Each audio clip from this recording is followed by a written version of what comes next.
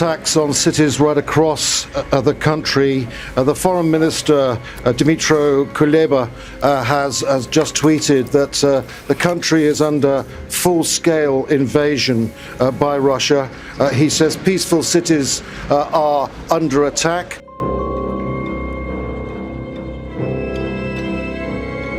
Ukrainians are resisting.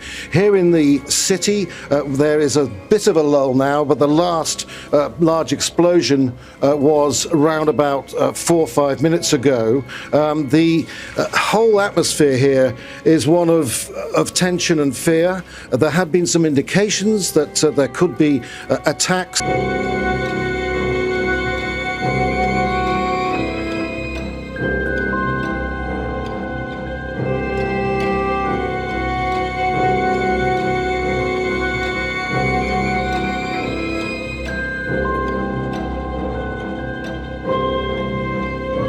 Мною принято решение о проведении специальной военной операции. Кто бы ни пытался помешать нам, а тем более создать угрозы для нашей страны, для нашего народа, должны знать, что ответ России будет незамедлительным и приведет вас к таким последствиям, с которыми вы в своей истории.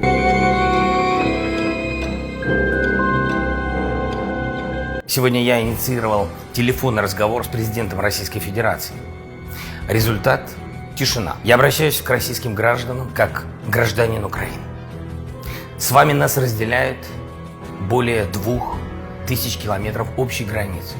Вдоль нее сегодня стоят ваши войска, почти 200 тысяч солдат, тысячи боевых машин. Ваше руководство одобрило их шаг вперед на территорию другой страны. И этот шаг может стать началом большой войны на европейском континенте. О том, что может произойти со дня на день, сегодня говорит весь мир. Причина может возникнуть в любой момент. Любая провокация. Кто может этого не допустить?